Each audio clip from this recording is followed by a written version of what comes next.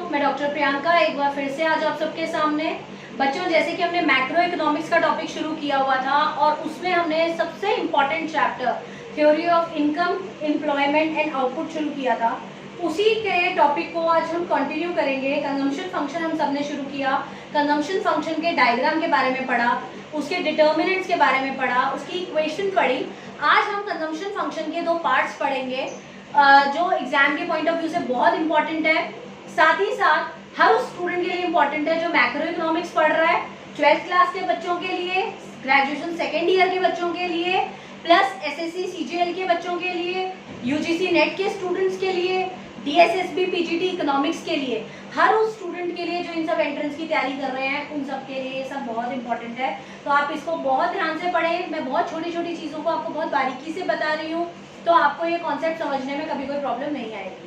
तो let's move on to the topic types. हमारे propensity to consume के types आज हम पढ़ेंगे। प्रोपेंसिटी टू कंज्यूम मैंने आपको अपनी लास्ट वीडियो में बताया था, जिसका मतलब होता है कि इनकम बढ़ने के साथ आपकी कंजम्पशन बढ़ने की क्या प्रोपेंसिटी है, उसको हम कहते हैं consumption function. And the two parts of consumption function are APC and MPC, average propensity to consume and marginal propensity to consume. अब बात करते हैं एवरेज प्रोपेंसिटी टू कंज्यूम की। पहले एवरेज प्रोपेंसिटी टू कंज्यूम का फॉर्मूला होता है C upon Y, that is consumption upon में इनकम।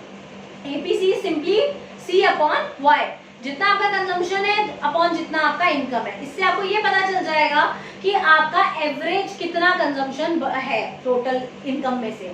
और अगर हम एमपीसी की बात करें तो एमपीसी होता है मार्जिनल प्रोपेंसिटी टू कंज्यूम।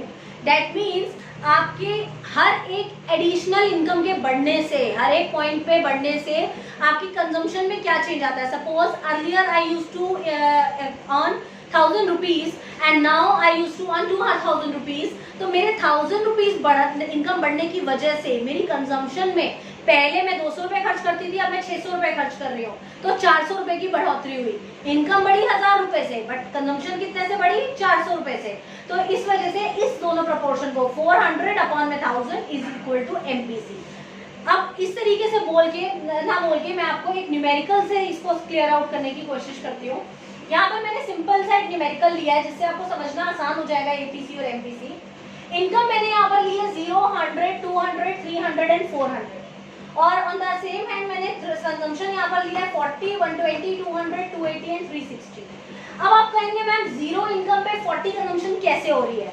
याद कीजिए पिछली वीडियो में मैंने आप लोगों को बताया था इंसान की कंजम्पशन कभी भी 0 नहीं हो सकती। Humans consumption can never be 0, क्योंकि कंजम्पशन तो इंसान करेगा ही करेगा, चाहे उसके पास इनकम हो ना हो। उसे चाहे चोरी करके इनकम लानी पड़े, चाहे उसको मांग के लाना पड़े, चाहे अपनी डिस सेविंग्स करनी पड़े, वो इनकम कहीं ना कहीं से तो लाएगा ही लाएगा। तो इसीलिए कंजम्पशन के लिए जो मिनिमम कंजम्पशन, ये ऑटोनॉमस कंजम्पशन का भी नाम दिया जाता है इसको, तो जो मिनिमम कंजम्पशन है वो ये 40 है। उसके बाद जब उस इंसान की इनकम 100 रुपए बढ़ी, मतलब जब वो कुछ नहीं कमाता था उसके बाद वो 100 रुपए कमाने लगा, तो उसमें वो 120 खर्च करने लगा। अब 120 क्यों खर्च करने लगा, क्योंकि 40 तो उसके पहले से थे, 80 और बढ़ गए उसके 100 रुपए कमाने की वजह से, तो 120 हो गए। धीरे धीरे देखिए उसकी इनकम ज्यादा हो जाएगी, कंजम्पशन की प्रोपेंसिटी कम होती जाएगी। क्योंकि कीन्स का साइकोलॉजिकल लॉ मैंने आप लोगों को लास्ट क्लास में बताया था कि कीन्स का साइकोलॉजिकल लॉ क्या कहता है, our consumption increases with increase in income but not with the same proportion as income increases. तो कीन्स का साइकोलॉजिकल लॉ यहाँ फॉलो हो रहा है कि इनकम बढ़ने के साथ कंजम्पशन बढ़ रही है, बट उस पेस पे नहीं बढ़ रही जिस पेस पे इनकम बढ़ती है। अगले में देखिए 100 से 200 हुई, कंजम्पशन भी 200 हो गई। सिमिलर तो आ गया। आगे चलते हैं, 200 से 300 हुई, कंजम्पशन सिर्फ 80 बढ़ी, 280। अब आप देखिए 300 और 280 दैट मींस 20 रुपए सेव करने शुरू कर दिए, क्योंकि हमारी इनकम में से अगर कंजम्पशन को हम माइनस करते हैं तो बाकी का पैसा कहाँ जाता है, सेविंग में जाता है। तो 300 minus 280 is saving. Now income 400 and consumption 360. Here he is saving 40 rupees. तो आप ये देख रहे हैं, अभी हम सेविंग की बात नहीं करेंगे, अभी हम सिर्फ इनकम और कंजम्पशन की बात करेंगे कि इनकम और कंजम्पशन हमें दी हुई है। तो अगर अब मुझे इसमें से एपीसी निकालना है तो एपीसी का फॉर्मूला है C अपॉन Y। तो let's just divide it on 40 upon 0 is infinity, या तो इन्फिनिटी का साइन लगा दीजिए या डैश का साइन लगा दीजिए। 120 upon 100 is 1.2, 200 upon 200 is 1, 280 upon 300 is 0.9 and 360 upon 400 is again 0.9। तो बेसिकली आपका जो एपीसी है वो सिंपली कैलकुलेट हो गया। अब हम बात कर रहे हैं एमपीसी की। एमपीसी का फॉर्मूला देखिए, change in C upon change in Y.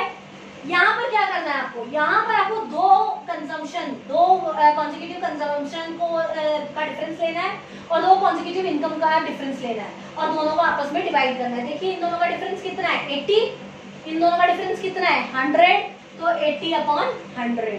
पहले वाला डैश इसलिए लिया है क्योंकि इसके ऊपर कुछ नहीं है, तो इसलिए कोई डिफरेंस नहीं निकल सकता। तो हर जगह देखिए 80 का डिफरेंस है और यहाँ हर जगह 100 का डिफरेंस है, तो पूरा एमपीसी हमारा 0.8 आ जाएगा और 80 अपॉन 100 आ जाएगा। दैट मीन्स अगर 100 रुपए से इनकम बढ़ती है तो उस इंसान की कंजम्पशन 80 रुपए से बढ़ रही है, 20 रुपए वो हर जगह सेव कर रहा है। तो सिंपल सा फिनोमिना है हमारा कि एमपीसी 0.8 आ गया और एपीसी हमारा चेंज आ रहा है। अब हम इसके बारे में कुछ फंडामेंटल्स पढ़ेंगे एपीसी और एमपीसी के बारे में कि एपीसी में क्या क्या वैल्यूज हो सकती है, क्या नहीं हो सकती, और एमपीसी में क्या क्या वैल्यू हो सकती है, क्या नहीं हो सकती। तो ये आई थिंक ये चीज तो आपको बहुत अच्छे से क्लियर हो गई होगी। APC can be more than 1। APC जो होता है 1 से बड़ा हो सकता है। कब होगा, जब कंजम्पशन इनकम से ज्यादा होगी। मतलब जब कंजम्पशन हमारी इनकम से ज्यादा होती है तो APC could be more than 1। आप इस टेबल में इसको देख सकते हैं, यहाँ पर मेरी इनकम 100 है और कंजम्पशन हमारी 120 है। तो जब इनकम 100 है और कंजम्पशन 120 है तो आपका एपीसी क्या है, ज्यादा है 1 से, या कंजम्पशन इनकम से ज्यादा है, तो एपीसी क्या है, देखिए 1.2। That means APC can be more than 1। अगले पॉइंट पे देखिए, APC can be equal to 1। APC 1 के बराबर भी हो सकता है। कब, जब कंजम्पशन इनकम के बराबर हो। ये भी यहाँ प्रूफ हो रहा है, इनकम कंजम्पशन के बराबर है, तो एपीसी किसके बराबर है, 1 के बराबर। अब APC can be less than 1 also. APC 1 से कम भी हो सकता है, ये भी यहाँ प्रूव हो रहा है, जब कंजम्पशन इनकम से छोटी होगी। देखिए यहाँ पर इनकम 300 है, कंजम्पशन 280 है, कंजम्पशन इनकम से छोटी है तो एपीसी की वैल्यू क्या है, 1 से कम है। तो ये हमारी 3 चीजें मैंने प्रूव कर दी। APC can never be 0। APC कभी भी 0 नहीं हो सकता। यहाँ पर देखिए आपको कहीं पर भी 0 दिखाई दे रहा है, नहीं दिखाई दे रहा। क्यों, because consumption can never be 0। Consumption कभी भी 0 नहीं हो सकती। आप देख लीजिए, अगर इनमें से कोई भी एक वैल्यू अगर 0 होती तो एपीसी 0 आ जाता, बट एपीसी 0 नहीं होगा। क्यों, क्योंकि कंजम्पशन कभी भी 0 नहीं हो सकती। तो इस वजह से ये हमारा एपीसी का कुछ फंडामेंटल कॉन्सेप्ट है जो आप लोग को याद करना, आप याद कीजिए। मेरे हिसाब से याद करने की जरूरत नहीं है, समझ आ जाए तो बहुत अच्छी बात है। अगर आप इसको कंसेप्चुअल देखेंगे तो आपको बहुत इजीली समझ आ जाएगा।